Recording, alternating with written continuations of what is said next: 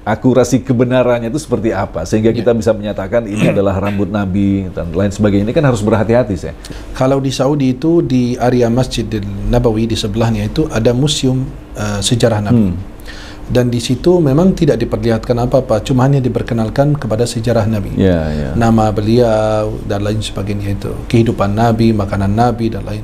Tapi kalau rambut Nabi mah nggak pernah jatuh di tanah. Berebut, pada minta satu rambut. Nabi Imam Ahmad bin Hanbal punya satu helai rambut Nabi. Kalau lagi sakit dicelupkan di air minum, beliau sembuh dengan izin Allah SWT.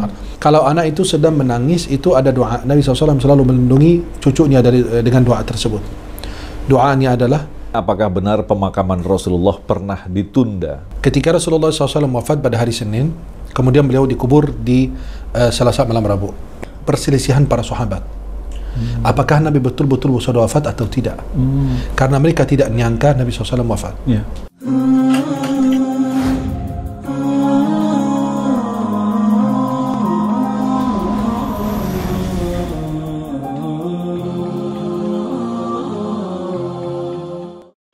Assalamualaikum warahmatullahi wabarakatuh. Alhamdulillahirabbil alamin. Allahumma shalli ala sayyidina Muhammad wa ala ali sayyidina Muhammad. Senang sekali kita bisa berjumpa kembali dalam Jendela Hikmah Al-Misri Official yang tentunya masih bersama guru kita Syekh Ahmad Al-Misri. Assalamualaikum Syekh. Waalaikumsalam warahmatullahi wabarakatuh. Apa kabar Syekh? Alhamdulillah sehat. Alhamdulillah. Nah, kita ingin mendengarkan nasihat sekaligus juga jawaban-jawaban dari Syekh Ahmad, dan untuk episode kali ini khusus kita akan menjawab pertanyaan-pertanyaan yang telah dikirimkan melalui Instagram. Kita langsung saja saya. Pertanyaan pertama, ini kan lagi musim nih saya, museum Nabi, museum sejarah Nabi. Di situ ada rambut Nabi, kemudian baju dan lain sebagainya, barang-barang Rasulullah. Nah, ini kalau kita bertanya tingkat keakurasi, akurasi kebenarannya itu seperti apa sehingga kita bisa menyatakan ini adalah rambut Nabi dan lain sebagainya. Ini kan harus berhati-hati saya. Jadi tidak ada klaim seperti itu saya. Ya, bismillah, alhamdulillah, wassalatu wassalamu ala rasulillah wa alihi wasahbihi wa ala. Kalau di Saudi itu di area Masjidil Nabawi di sebelahnya itu ada museum sejarah Nabi. Dan di situ memang tidak diperlihatkan apa-apa, cuma hanya diperkenalkan kepada sejarah Nabi. Nama beliau dan lain sebagainya itu. Kehidupan Nabi, makanan Nabi dan lain. Ibadah Rasulullah. Dan memang di situ tidak ditayangkan ada gambar rambutnya atau apapun itu, kecuali ada sebagian peninggalan yang memang ada di Topkapi Turki, museum. Walaupun ada sebagian sebagian barang peninggalan Nabi SAW yang masih dipertanyakan oleh ulama tingkat keasliannya. Nah, sebenarnya kalau lihat yang lagi marak sekarang ini, banyak museum Nabi SAW yang ada bajunya, ada topinya, atau penutup kepalanya, atau tempat kirbahnya, tempat minum Rasulullah dan lain sebagainya, itu tidak bisa dipastikan secara 100%. Secara detail gitu ya, nggak bisa. Maka kita perlu meminta fatwa dari Majelis Ulama Indonesia. Maka sampai sekarang mereka tidak, yang saya sepengetahuan saya sampai sekarang belum ada pernah mereka pada saat museum itu ada fatwa dari Majelis Ulama bahwa ini betul peninggalan Rasulullah. Betul, ada sampai ada darahnya Nabi SAW, ada rambutnya Nabi apa. Insya Allah kita husnuzan itu punya Nabi. Tapi nggak mungkin semuanya yang mengatakan ini rambut Nabi. Dari mana saya tahu? Maka perlu penelitian lebih dalam lagi dari para ulama dan ahli. Nah, sedangkan yang kita tahu di dunia ini mungkin hanya puluhan rambut yang tertinggal dari Rasulullah SAW. Memang rambut Nabi beda dengan rambut kita. Rambut kita aja lagi di tempat cukur, disapu, dibuang di sampah, langsung di depan mata kita sendiri. Tapi kalau rambut Nabi mah nggak pernah jatuh di tanah. Berebut, pada minta satu rambut. Nabi Imam Ahmad bin Hanbal punya satu helai rambut Nabi. Kalau lagi sakit dicelupkan di air minum, beliau sembuh dengan izin Allah SWT. Jadi kalau hal-hal itu menurut saya pribadi dihindari. Katakan bahwa ini replika gitu. Replika lebih baik begitu ya? Lebih aman. Dan kurang lebih begitu. Betul. Tapi jangan menentukan bahwa ini peninggalan Nabi, ini gamisnya Nabi, ini pedangnya Nabi, ini tongkatnya Nabi. Sehingga orang sampai dicium-cium dan sebagainya. Sampai memutuskan sesuatu yang memang bukan punya Rasulullah. Bahkan kadang-kadang dikeluarkan surat keasliannya nih saya, sertifikat begitu saya. Ya itu kan editan sekarang bisa kapan saja, di mana saja. Orang Muslim itu cerdas. Anda maaf ya, kalau seandainya ini memang kalau dipastikan 100%, jangan 100%, 95% itu rambut Nabi, boleh kita bertawarruk dan semua ulama sepakat. Tapi maaf, jangan sampai kita ngambil sesuatu yang bukan milik Rasulullah. Maaf, kita nggak tahu milik Nabi apa milik orang biasa apa milik orang musyrik apa orang kafir, atau kita nggak tahu kan dari mana keasliannya itu. Maka ketika ada musim seperti ini sampai ada infaknya, ada pembayaran besar ya, berbayar itu kan, ya, kadang-kadang berbahaya sekali bagi akidah kita sebagai umat Islam. Memang kita cinta Rasulullah.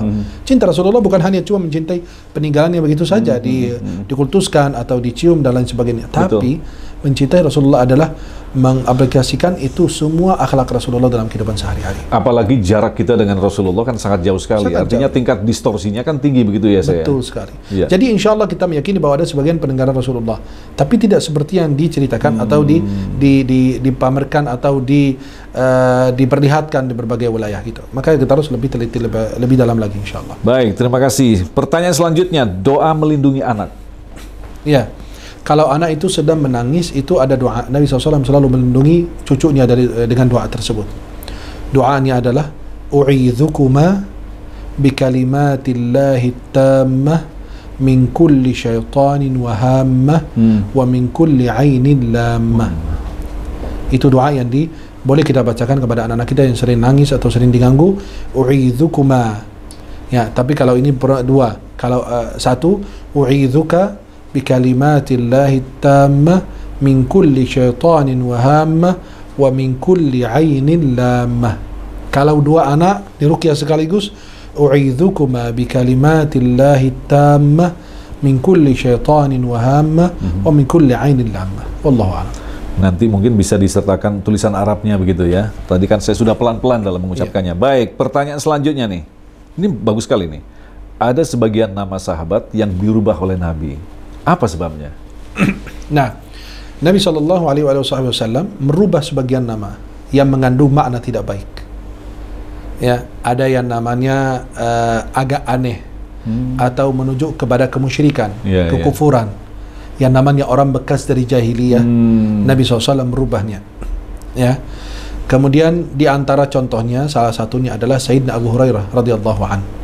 Beliau itu di masa jahiliyah namanya Abdu Syams. Abdu Syams. Abdu Syams. Abdu itu hamba. Matahari. Syams itu matahari. Hamba matahari, ya Allah. Jadi kalau ya di masa jahiliyah biasa saja nama yang baik bagi mereka. Tapi kalau di masa Islam nama itu adalah panggilan. Panggilan itu adalah doa. Sedangkan hamba matahari kan nggak cocok kalau nggak nyambung kalau dalam akidah kita, dalam tauhid kita, dalam agama Islam. Jadi Nabi SAW merubahnya dari hamba matahari menjadi Abdur Rahman, hamba Ar-Rahman. Jadi Nabi SAW memberikan pesan dan kesan kepada kita bahwa pilih nama yang terbaik untuk anakmu. Seperti anak kita namanya Saleh, didoakan jadi Saleh. Zaki, pakai dal, ya biar jadi pintar.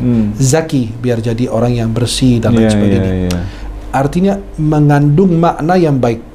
Maka disunnahkan memberi nama yang baik kepada anak dan diakikahi dan diazankan di telinga anak tersebut dan diberi nama yang bagus, mengandung makna dan arti yang bagus. Ya, karena banyak sekali orang ada yang namanya anak punya anak dua kembar. Yang satu dinamakan Khairul Bariyah, yang satu lagi Syarrul Bariyah. Yang satu sebaik-baik manusia, yang satu sejahat manusia. Kan satu masuk surga, satu masuk ya. Nah, itu jadi berbahaya. Maka memilih nama yang bagus buat anak. Ya, kadang-kadang orang pakai nama aneh, ajaib gitu loh. Sok bule, sok ke barat-baratan begitu saya. Iya, ke barat-baratan atau mengandung al-hutamah. Atau apa gitu kan. Nah itu kan dalam Al-Quran dicobot. Dikit lagi Fir'aun mau dikasih buat anak-anak, Qarun apalagi Haman gitu loh. Ya, ada yang kasih Haman. Loh ini Harun boleh Nabi, tapi kalau Haman itu kan pelayannya Perdana Menteri Fir'aun. Atau salah satu menterinya gitu loh. Kalau kita punya anak cantik kita panggil ya Khumairah. Kalau agak-agak hitam ya Hajar Aswad. Jangan kasihan ya. Itu berbahaya lagi. Walaupun Hajar Aswad dari surga, tapi kan batu hitam loh gitu. Tapi apa benar, saya pernah mendengar satu hadis bahwa kelak di akhirat nanti itu Allah akan memanggil nama-nama kita yang di dunia begitu? Iya, di dalam jadi maksudnya seperti apa ini saya? Kalau anak akan dipanggil nama anak kita namanya Agus begitu, Budi begitu. Iya, bukan nama ibu kita. Kan banyak yang bilang ada riwayat bahwa kita dipanggil menggunakan nama Fulan bin Fulana. Itu tidak. Hadisnya tidak sahih. Yang sahih bahwa kita panggil dengan nama kita dan nama ayah kita. Seperti saya atau antum, atau Muhammad bin Ibrahim gitu. Muhammad bin Ibrahim akan dipanggil dengan namanya langsung. Pantas alasan di sini kita harus memberikan nama itu yang bagus di situ. Bagus. Malu kalau kita depan manusia dari zaman Nabi Adam sampai hari kiamat dipanggil hey Jin bin Ifrit atau apa gitu kan. Nah, itu kan harus ada nama yang bagus biar juga mengandung makna. Pelajaran penting sekali ini. Ya, pertanyaan selanjutnya Syekh. Saya pernah lihat teman lagi sholat subuh memakai kunut, kemudian mengangkat tangan lalu diusapkan ke wajahnya. Nah, ini apa hukumnya, Syekh? Imam An-Nawawi rahimahullah ta'ala dalam kitab Al-Adhkar mengatakan terkait dengan mengangkat tangan dan mengusap ke wajah ketika doa kunut. Beliau mengatakan ada 3 pendapat. Pendapat pertama mengatakan tidak mengangkat tangan dan tidak mengusap wajah. Pendapat kedua mengatakan mengangkat tangan dan mengusap wajah. Yang ketiga mengangkat tangan dan tidak mengusap wajah.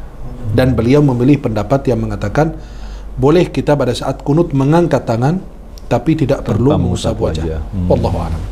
Baik, pertanyaan selanjutnya. Assalamualaikum, Syekh. Waalaikumsalam. Ana mau bertanya, apakah benar pemakaman Rasulullah pernah ditunda? Nah, ini apa hikmahnya nih, Syekh? Ketika Rasulullah SAW wafat pada hari Senin, kemudian beliau dikubur di Selasa malam Rabu. Ya, tengah malam dikatakan. Kenapa sampai begitu tertunda? Padahal Nabi SAW menganjurkan kita apabila jenazah sudah dipersiapkan, disegerakan. Pertama, karena perselisihan para sahabat. Apakah Nabi betul-betul sudah wafat atau tidak? Karena mereka tidak menyangka Nabi SAW wafat. Mereka kirain Nabi Muhammad itu seperti Nabi Musa, bermunajat atau berbicara dengan Allah, atau pergi berbicara dengan Allah kemudian akan kembali lagi. Itu yang pertama. Yang kedua, mereka berselisih dalam masalah apakah Nabi akan dimandikan seperti biasa kita, dibukakan bajunya atau tidak. Kemudian yang ketiga, apakah Nabi SAW akan dikubur di mana? Di mana tempat Nabi akan dikubur SAW? Mereka ada yang bilang di Baqi', ada yang bilang di tempat Nabi salat atau tempat istighfar. Akhirnya Sayyidina Abu Bakar Siddiq mengatakan, saya dengar hadis dari Rasulullah mengatakan, ma qubida nabiyyun illa dufina haitsu tawaffa. Tidak ada seorang nabi wafat kecuali di situ dikuburkan atau dimakamkan. Maka itu terjadi perselisihan lama. Bagaimana Nabi mau dimandikan seperti apa, dikafani, kemudian di mana beliau akan dimakamkan, kemudian mereka nggak nyangka Rasulullah wafat dan setiap hari, setiap saat bersama mereka. Mereka kirain beliau seperti Nabi Musa AS akan kembali lagi, seperti Nabi Musa meninggalkan kaumnya kemudian kembali lagi ke mereka.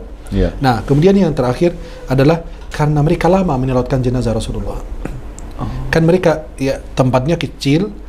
Bayangkan semua penduduk Madinah dan semua yang mendengar berita Rasulullah sudah wafat, mereka bergantian akan memakan waktu lebih lama. Bahkan sampai malam Rabu ya saya. Iya. Artinya memakan waktu yang lama gitu. Nah, mereka bergantian, yang laki, kemudian perempuan, anak-anak, dan tidak ada imam karena Rasulullah imam kita dunia akhirat sallallahu alaihi wasallam. Jadi tamu datang sholat sendiri-sendiri begitu ya saya? Enggak, sholat berbaris-baris menyolatkan jenazah, kemudian mereka ada kloternya seperti itu ya, kloternya. Karena memang padatnya orang yang datang ingin menyolatkan dan memandang dan melihat jasad Rasulullah di akhir hayatnya SAW atau di ketika Nabi SAW wafat sebelum dikubur sallallahu alaihi wasallam. Sangat jelas sekali ternyata penjelasannya. Baik, ini pertanyaan yang terakhir saya. Menggunakan sihir dalam peperangan. Nah, ini kalau kita ceritanya tentang Zionis begitu.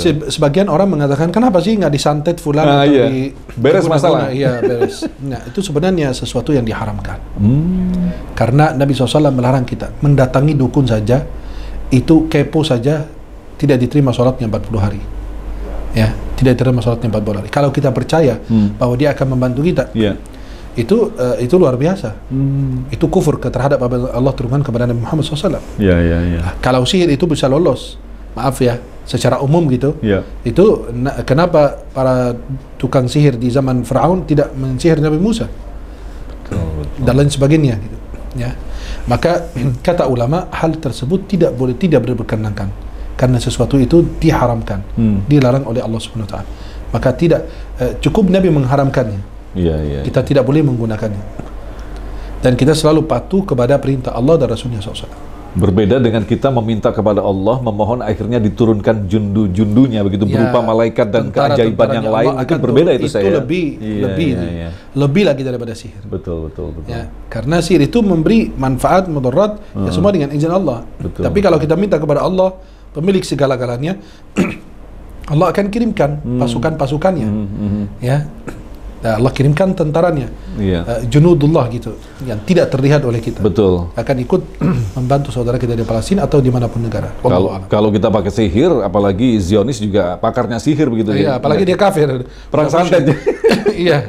Nah, Baik, terima kasih Syekh. Barakallahu Ilmunya fikum. luar biasa sekali dan tentu saja kami memberikan kesempatan kepada Anda untuk menyampaikan pertanyaan-pertanyaannya yang nanti insya Allah kita akan seleksi.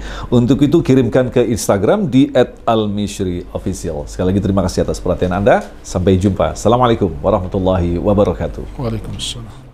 Terima kasih, jazakumullah khairan, sahabat-sahabat semuanya sudah mengikuti channel YouTube saya. Semoga yang kami tayangkan itu bermanfaat. Jangan lupa share, like, dan subscribe. Mudah-mudahan insyaAllah kita semua dalam lindungan Allah SWT.